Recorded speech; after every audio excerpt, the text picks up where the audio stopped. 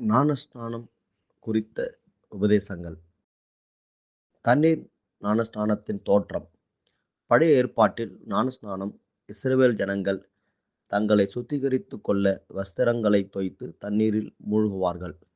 லேவியராகமம் 15:5-3, 16:26, 28, 17:15-16. இந்த சுத்திகரிக்கும் சடங்கானது பழைய ஏற்பாட்டில் ஒரு வகை ஞானஸ்நானமாக இருந்தது. யூதர் அல்லாதவர்களும் இஸ்ரவேலரின் சமுதாயத்தில் சேர்க்கப்பட்டதற்கு சில நிகழ்ச்சிகள் பழைய ஏற்பாட்டில் குறிக்கப்பட்டுள்ளன. உதாரணம், கானான் தேசத்தவனாகிய ராகாப், யோசுவா 6:25, கேசியனான காலேப், யோசுவா 14:6, மோவாபிய ஸ்திரீயான ரூத் 1:22. யூதரல்லாதவர்கள் தேவனுடைய காரியங்களில் ஈடுபட விருத்த சேதனம் பண்ணப்பட வேண்டும் என்று வேதம் கூறுகிறது. ஆதியாகமம் 17:12-13, யாத்திராகமம் 12:43-44, 48-49. சம்பிரதாய முறையாக சில யூத புத்தகங்களில் மதம் மாற விரும்புகிறவர்கள் சடங்கிற்காக தண்ணீரில் மூழ்கப்பட்டார்கள்.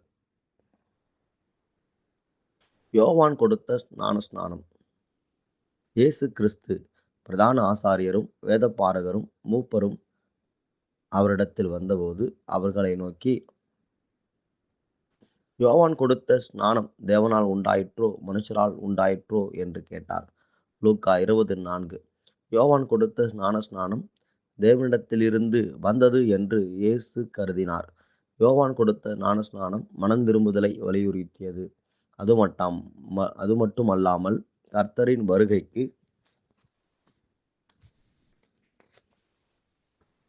ஆயத்தப்பட யோவான் ஞானஸ்நானம் கொடுத்தான். மத்தேயு 3:1-12, லூக்கா 3:7-17, 7:29. யோவானுடைய ஞானஸ்நானம் முழுக்க ஞானஸ்நானமாயிருந்தது. மத்தேயு 3:15-16, யோவான் 3:23. புதிய ஏற்பாட்டில் சபை கொடுத்த ஞானஸ்நானம். யோவான் கொடுத்த ஞானஸ்நானம் பழைய ஏற்பாட்டின் சுத்திகரிப்பு சடங்கிலிருந்து உருவானதோ அல்லது யூத மனமாற்றத்தின் போது கடைபிடிக்கப்பட்ட கழுவுதல் சடங்கிலிருந்து வந்ததோ என்பதை பற்றி அல்ல. அது மட்டுமல்லாமல் ஆதி சபை கொடுத்த ஞானஸ்நானம் யோவான் கொடுத்த ஞானஸ்நானத்தின் மூலமாய் உண்டானதோ அல்லவோ என்பது முக்கியமல்ல. ஆனால் யோவான் கொடுத்த ஞானஸ்நானம் மனுஷரால் உண்டானதல்ல என்பதை நாம் கருத்தில் கொள்ள வேண்டும். ஆண்டவர் தம் சீஷர்களை ஞானஸ்நானம் கொடுக்குமாறு கட்டளையிட்டார் என்று வலியுறுத்துகிறோம். மத்தேயு 28:19, மார்க்கு 16:15-16. யோவான் கொடுத்த ஞானஸ்நானம், ஆதி சபை ஞானஸ்நானம், இவைகளின் வேறுபாடுகளை அறிந்து கொள்வது மிக அவசியம். யோவான் மனந்திரும்புதலுக்குரிய ஞானஸ்நானத்தை பிரசங்கித்தான். அப்பொழுது பரிசுத்த ஆவி ஊற்றப்படவில்லை. ஆனால் இயேசு சீஷர்கள் மேல் ஊதி பாவ மன்னிப்பின் அதிகாரத்தை அருளினார். ஆகையால் இவ்விரண்டிற்கும் உள்ள வேறுபாடு என்னவென்றால், யோவான் கொடுத்த ஞானஸ்நானத்தில் ஆவியில் சாட்சி இல்லை, பாவ மன்னிப்பு அருளும் வல்லமையும் இல்லை. மத்தேயு 3:11, யோவான் 20:21-23, அப்போஸ்தலர் 19:3-5, 1 யோவான் 5:6-12. மீண்டும் யோவான் ஞானஸ்நானத்தில் ஆவி சிறிதளவு கூட இல்லை என்றும் அது மனந்திரும்புதலின் ஞானஸ்நானமே தவிர பாவ மன்னிப்பின் ஞானஸ்நானம் அல்ல என்பதை வலியுறுத்த வேண்டும்.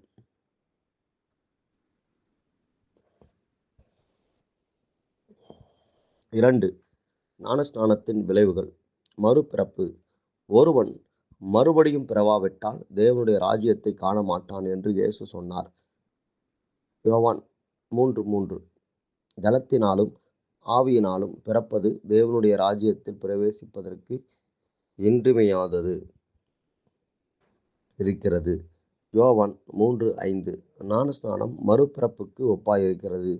பவுல் ஞானஸ்நானத்தை மறுஜென்ம முழுக்கு என்று குறிப்பிடுகிறார். தீத்து 3:5. ஆதாம் இயேசு கிறிஸ்துவுக்கு முன் அடையாளமாயிருக்கிறான். ரோமர் 5:14, 1 கொரிந்தியர் 15:45. ஆதாம் நித்திரையாயிருந்தபோது அவன் விலா எலும்பிலிருந்து தேவன் ஏவாளை படைத்தார். ஆதியாகமம் 2:21-25. இந்த காரியம் இயேசு கிறிஸ்து சிலுவையில் அறையப்பட்டதை முன்னறிவிக்கிறதாயும் அவருடைய விலாவில் குத்தினபோது இரத்தமும் தண்ணீரும் புறப்பட்டது. இயேசுவின் வெளியேறப்பெற்ற இரத்தத்தின் மூலம் நாம் ஞானஸ்நானம் பெறும்போது நாம் ஒரு புது சிருஷ்டியாக மாறி சபையை கட்டலாம். யோவான் 19:10-25, அப்போஸ்தலர் 20:28, எபேசியர் 5:25-27. பாவ மன்னிப்பு. இயேசுவின் வெளியேறப்பெற்ற இரத்தத்தின் மூலம் பாவ மன்னிப்பு அருளப்படுகிறது. எபேசியர் 1:7, 1 பேதுரு 1:18-19. இயேசு கிறிஸ்துவின் இரத்தம் ஞானஸ்நானம் பெற்றவர்களின் பாவத்தை தண்ணீர் மூலம் கழுவுகிறது. இது புதிராகவும் ஆச்சரியமாயிருக்கிறது. ஆயினும் ஆவியை சாட்சி கொடுக்கிறது. சகரியா 13:1, எபிரேயர் 9:13-14, 10:19-22, 1 யோவான் 5:6-8. ஆகையால் நம் பாவங்களை கழுவும் தன்மை ஞானஸ்நானத்திற்கு உண்டு. அப்போஸ்தலர் 2:38, 22:16.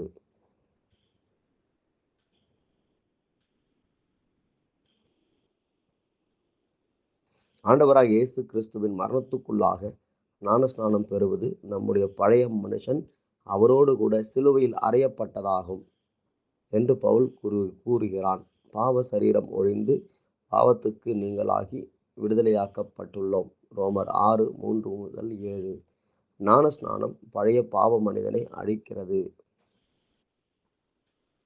நியாயத்தீர்ப்பும் இரட்சிப்பும். உலக பாவத்திலிருந்து மீட்கப்படுதல் இரட்சிப்பாகும். இறுதியில் தேவனுடைய ராஜ்யத்தை அடைய வேண்டும். ஞானஸ்நானம் ஒருவன் பாவங்களை அறிக்கையிட உதவுகிறது. விசுவாசித்து ஞானஸ்நானம் பெறுகிறவன் இரட்சிக்கப்படுவான். மார்க்கு 16:16, அப்போஸ்தலர் 16:30-33. நோவாவும் அவன் வீட்டாரும் ஜலத்தினாலே காக்கப்பட்டதை குறித்து பேதுரு ஞானஸ்நானத்திற்கு ஒப்பனையாக குறிப்பிடுகிறான். இந்த ஞானஸ்நானம் இப்பொழுது நம்மை இயேசு கிறிஸ்துவினுடைய உயிர்த்தெழுதலினால் ரட்சிக்கிறது. 1 பேதுரு 3:20-21. இயேசுவின் வெளியேறப்பெற்ற இரத்தம் நம் பாவங்களை கழுவுவது. அவருடைய இரத்தத்தினால் நீதிமானாக்கப்பட்டிருக்கிறோம். ரோமர் 3:25-5-9. கிறிஸ்துவை தரித்து கொள்ளுதல். நாம் கிறிஸ்துவை சேராதவர்களும் இஸ்ரவேலுடைய காணி ஆட்சிக்கு புறம்பானவர்களும் வாக்குத்தத்தத்தின் உடன்படிக்கைகளுக்கு அந்நியர்களுமாய் இருந்தோம். எபேசியர் 2:12.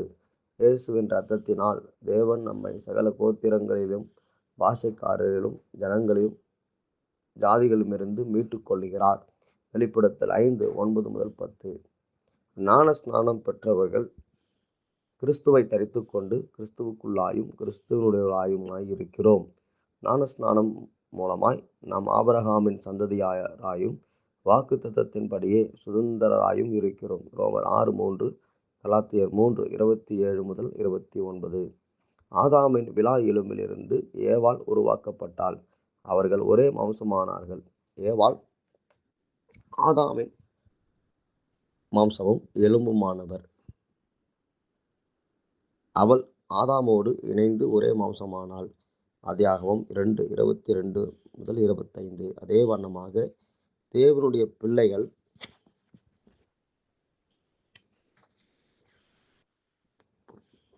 இயேசுவின் இரத்தத்தால் மறுபிறப்பு அடைந்து அவருடைய மனவாட்டியாயிருக்கிறார்கள் விதமாக இன்று சபைகள் அன்பிலும் செயலிலும் ஆண்டவரோடு ஐக்கியப்பட்டு ஆண்டவர் தம்முடைய ஜீவனை கொடுத்தது போல அவருடைய மனவாட்டியாக அவரை சொந்த புருஷரை போல் கனம் பண்ணி கீழ்ப்படிய வேண்டும். அப்போஸ்தலர் 20:28, எபேசியர் 5:29-32. தேவனுடைய பிள்ளைகளாக புத்திர சுவிகாரம் அடைதல். ஜனங்கள் ஆதியில் தேவனுடைய பிள்ளைகளாயிருந்தார்கள். லூக்கா 3:38. ஆனால் அவர்களுடைய கீழ்ப்படியாமையினால் அந்த நிலவியை இழந்தார்கள். யோவான் 8:44, 1 யோவான் 5:19. நாம் புத்திர சுவிகாரத்தை அடையும் போது நியாயப்பிரமாணத்திற்கு கீழ்ப்பட்டவர்களை மீட்டுக் கொள்ளத்தக்கதாக தேவன் தம் குமாரனை அனுப்பினார். கலாத்தியர் 4:4-5. நாம் கிறிஸ்துவின் இரத்தத்தால் மீட்கப்பட்டுள்ளோம். 1 பேதுரு 1:18-19. இயேசுவின் இரத்தம் நம்மை தேவனிடம் திரும்பவும் கொண்டு சென்றது. எபிரேயர் 10:19-22. அவனுடைய சுவிகார புத்திரத்தையும் அடையச் செய்தது. எபேசியர் 1:4-5. இயேசு ஜலத்திலிருந்து கரையேறினவுடன் ஆவியானவர் அவர் மேல் இறங்கினார். அப்பொழுது வானத்திலிருந்து ஒரு சத்தம் உண்டாகி, இவர் என்னுடைய நேசகுமாரன், இவரில் பிரியமாயிருக்கிறேன் என்று உரைத்தது. மத்தேயு 2:16-17. நாம் சரியான முறையாக ஞானஸ்நானம் எடுக்கும்போது நம்முடைய பாவங்களும் அக்கிரமங்களும் கழுவப்படுகிறது. நாம் அவருடைய புத்திர சுவிகாரம் அடைந்து நாம் அவர் பிள்ளைகள் என சாட்சியிடும் பரிசுத்த ஆவியை பெறுவோம். ரோமர் 8:15-16. கலாத்தியர் 4:6. 3. ஞானஸ்நானம் முறைமை. மூழ்குதல். ஞானஸ்நானத்தின் வகைகள். நோவாவும் அவன் வீட்டாரும் ஜலத்தினால் மீட்கப்பட்டார்கள். இது ஞானஸ்நானத்திற்கு ஒப்பாயிருக்கிறது. 1 பேதுரு 3:20-21. ஜலப்பிரளயத்தின் போது ஜலம் பெருகி பூமியையும் பேழையையும் மூடியது. ஆதியாகமம் 7:17-20. இஸ்ரவேல் ஜனங்கள் செங்கடலை கடந்து சென்றார்கள். செங்கடலை கடப்பது ஞானஸ்நானத்திற்கு ஒப்பாயிருக்கிறது. தேவன் இஸ்ரவேல் ஜனங்களுக்கு சமுத்திரத்தின் நடுவே வழியை திறந்தார். அவர்கள் வெட்டாந்தரையில் நடந்து போனார்கள். அவர்கள் வலதுபுறத்திலும் இடதுபுறத்திலும் ஜலம் அவர்களுக்கு மதிலாக நின்றது. யாத்திராகமம் 14:21-22. ஏசாயா 43:16. 1 கொரிந்தியர் 10:1-2.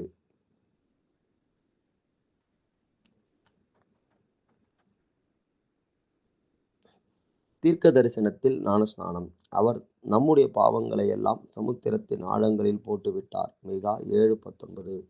அந்நாளிலே பாவத்தையும் அழுக்கையும் நீக்க தாவீதின் குடும்பத்தாருக்கும் எருசலேமின் குடிகளுக்கும் திறக்கப்பட்ட ஒரு ஊற்று உண்டாயிருக்கும். சகரியா 13:1. சமுத்திரத்தின் ஆழம் மீட்கப்பட்டவர்கள் கடந்து போகிற வழியாயிருக்கிறது. ஏசாயா 81:10. பழைய ஏற்பாட்டின் சுத்திகரிப்பு சடங்கு. பழைய ஏற்பாட்டின் சுத்திகரிப்பு சடங்கு புதிய ஏற்பாட்டின் ஞானஸ்நானம் ஒப்பாயிருக்கிறது. யூதர்களுக்கு முழு சரீரத்தையும் தண்ணீரினில் கழுவுதல் சுத்திகரிப்பின் சடங்காயிருந்தது.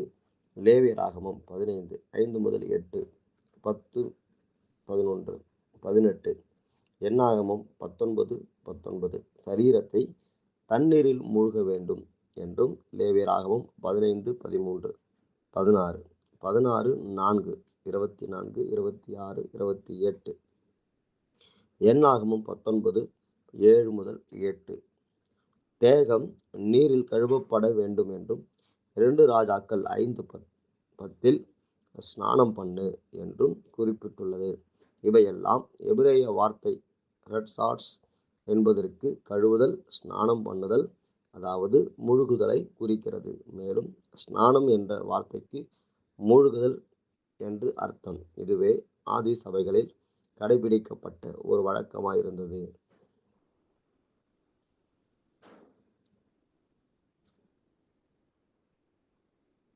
வேத ஆராய்ச்சியாளர்கள் பொதுவாக கழுவுதல், ஞானஸ்நானம், மூழ்குதல் போன்ற வார்த்தைகள் எபிரேய, கிரேக்க புத்தகங்களில் அமிழ்தல், ஞானக்குளிப்பாட்டுதல், மூழ்குதல் என குறிப்பிட்டுள்ளதை ஒப்புக்கொள்ளுகிறார்கள். ஞானஸ்நானம் எடுப்பதற்கு ஒருவர் நீரோடையில் முழுமையாக அமிழ்ந்து சரியான ஞானஸ்நானம் எடுக்க வேண்டும்.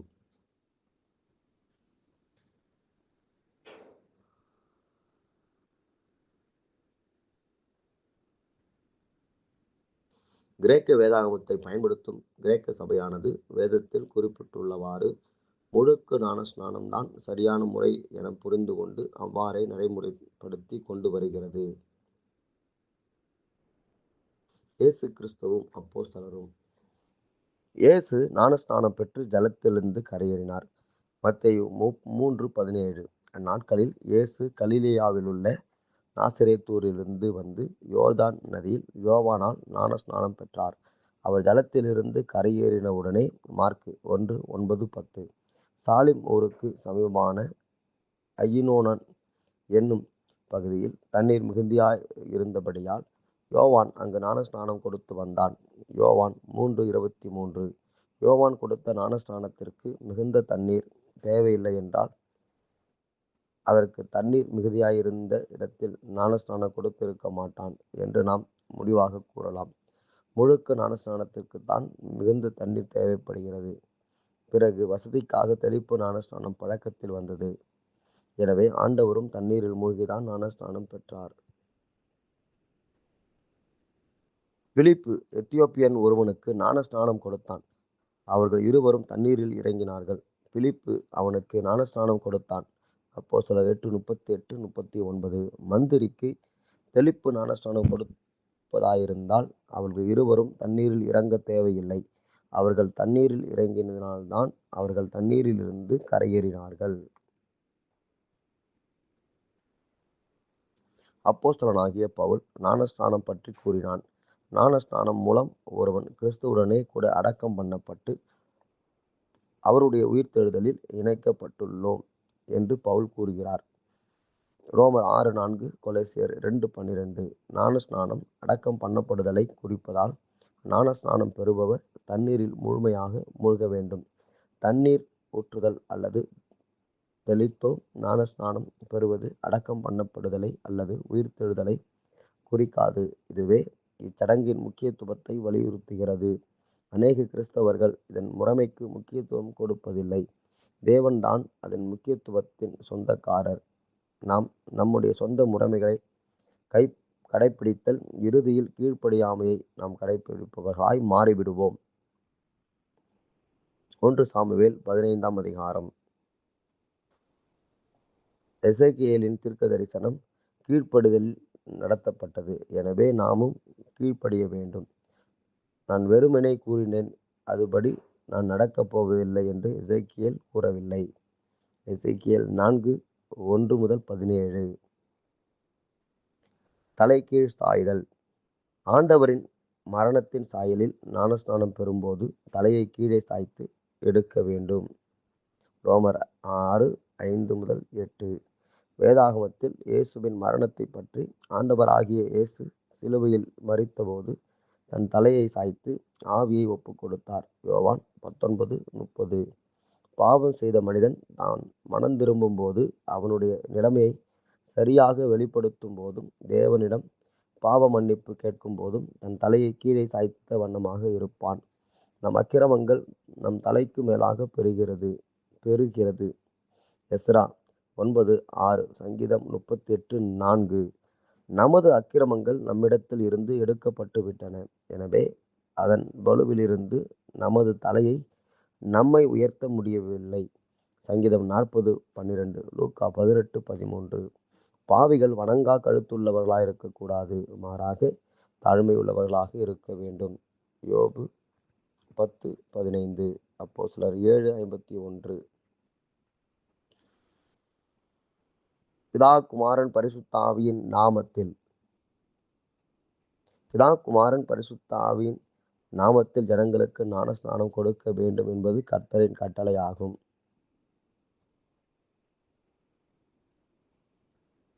இயேசு அப்போஸ்தலருக்கு கொடுத்த பொறுப்பை அறிந்ததாலே அவர்கள் மனம் திரும்புபவர்களுக்கு இயேசுவின் நாமத்தினால் ஞானஸ்நானம் கொடுத்தார்கள். அப்போஸ்தலர் 2:38, 8:16, 10:48, 19:5. இயேசுவின் நாமத்தில் ஒருவர் பாவ மன்னிப்பு பெறுகிறார். அப்போஸ்தலர் 4:12, 10:43, 22:16. 4. ஞானஸ்நானம் கொடுப்பவரும் ஞானஸ்நானம் பெறுபவரும். ஞானஸ்நானம் எடுப்பவர் கடைபிடிக்க வேண்டியவை. நம்பிக்கை. மார்க்கு 16:16. இயேசுவே மெய்யான இரட்சகர் என்று நம்ப வேண்டும். அப்போஸ்தலர் 4:12. 16:31-33.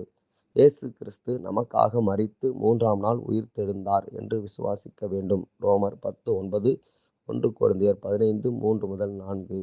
ஞானஸ்நானத்தின் மூலம் இயேசுவின் இரத்தம் நம் பாவங்களை கழுவுகிறது என்று விசுவாசிக்க வேண்டும். சகரியா 13:1, யோவான் 19:34, ரோமர் 3:25, எபிரேயர் 9:13-14, 22, 1 பேதுரு 1:18-19, 1 யோவான் 5:6-8. ஆண்டவரின் கிருபையால் மெய்யான இயேசு சபையானது ஞானஸ்நானம் கொடுக்கும் தண்ணீரில் அநேக முறை அற்புத அடையாளங்களை கண்டுள்ளது. அந்த தண்ணீர் இரத்தமாக மாறுவதை கண்டுள்ளது.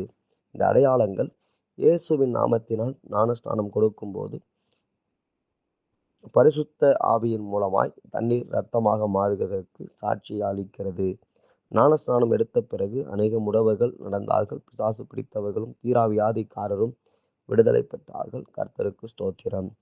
இந்த சாட்சிகளை அநேக விசுவாசிகளும் அவிசுவாசிகளும் ஒரே மாதிரியாக கண்டார்கள். எனவே ஞானஸ்நானம் பழக்கத்திற்காக அனுசரிக்கப்படும் சடங்கு அல்ல என்பது தெளிவாகிறது. நாம் ஞானஸ்நானம் பெறும்போது தேவ வல்லமை அந்த இடத்தில் இறங்கி வந்து பாவங்களை மன்னிக்கிறது. மார்க்கு 2:5-13. பரிசுத்த ஆவி தங்கி கிரியை செய்ய சபையில் நாம் நம்பிக்கை வைக்க வேண்டும். வல்லமையாக ஆண்டவருக்கு சேவை செய்து ஆவிக்குரிய ஆசீர்வாதங்களையும் சபையின் சத்தியங்களையும் பெற வேண்டும். யோவான் 15:1-6, ரோமர் 8:9, கலாத்தியர் 4:26, எபேசியர் 1:23, 4:4, 1 யோவான் 2:19. மனந்திரும்பு அப்போஸ்தலர் 2:38. தன் பாவங்களை அறிக்கை செய்ய வேண்டும்.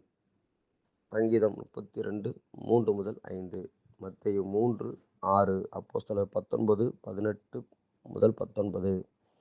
பொல்லாப்புக்கு விலகி இருக்க வேண்டும். சங்கீதம் 37:27, யோனா 3:5-10, அப்போஸ்தலர் 3:26. தேவனிடம் திரும்ப வேண்டும். எசையா 55:7, அப்போஸ்தலர் 20:21, 26:20. நீதியை பின்பற்றி நற்காரியங்களை செய்ய வேண்டும். மீகா 6:6-8, லூக்கா 3:7-14. உறுதியாயிரு. தன் சிலுவையை சுமந்து கொண்டு ஆண்டவருக்கு பின் செல்ல வேண்டும். லூக்கா 14:25-33. நாம் அநேக உபத்திரவங்களின் வழியாய் தேவனுடைய ராஜ்யத்தில் பிரவேசிக்க வேண்டும். அப்போஸ்தலர் 14:22, 1 தெசலோனிக்கேயர் 3:3. கலப்பையின் மேல் தன் கையை வைத்து பின்னிட்டு பார்க்கிற எவனும் தேவனுடைய ராஜ்யத்துக்கு தகுதியுள்ளவன் அல்ல. லூக்கா 9:62. எனவே நம் விசுவாசத்தில் உறுதியாயிருந்து தைரியத்துடன் பரலோக ராஜ்யத்தை நோக்கி வீரன் நடை போட வேண்டும். மத்தேயு 24:13, அப்போஸ்தலர் 20:24. யாராவது ஒருவர் விசுவாசத்தில் உண்மையாயிருந்து முழு மனதோடு மனந்திரும்பி உறுதியாய் கிறிஸ்துவை வாஞ்சிப்பார்களானால் அவர் ஞானஸ்நானம் பெற விரும்புவதை நாம் ஒப்புக்கொள்ள வேண்டும். அப்போஸ்தலர் 2:37-41, 8:36-38, 16:15, 30-33. ஞானஸ்நானம் கொடுப்பவரின் தகுதி. ஞானஸ்நானம் கொடுப்பவரின் பாவங்கள் கழுவப்பட்டு இருக்க வேண்டும். என்னாகமம் 19:19. அவர் சரியான முறையில் ஞானஸ்நானம் பெற்றிருக்க வேண்டும். அப்போஸ்தலர் 2:38. அவர் சுத்திகரிக்கப்பட்டு ஞானஸ்நானம் கொடுக்க தகுதி பெற்றிருக்க வேண்டும். பழைய ஏற்பாட்டில் ஆசாரியர்கள் முதலில் அவர்களை சுத்தம் செய்து பிறகு பரிசுத்த சடங்குகளை செய்து வந்தார்கள். யாத்திராகமம் 29:4. நம்முடைய ஆண்டவராகிய இயேசு கிறிஸ்து குற்றமற்றவராயிருந்தும் எந்த பாவமும் புரியாதவராயிருந்த போது அவருடைய ஊழியத்துக்கு முன் ஞானஸ்நானம் எடுத்தார். ஆனால் அவர் எடுத்த ஞானஸ்நானம் நமக்கு முன்மாதிரி காட்டுவதாயிருந்தது. மத்தேயு 3:13-16.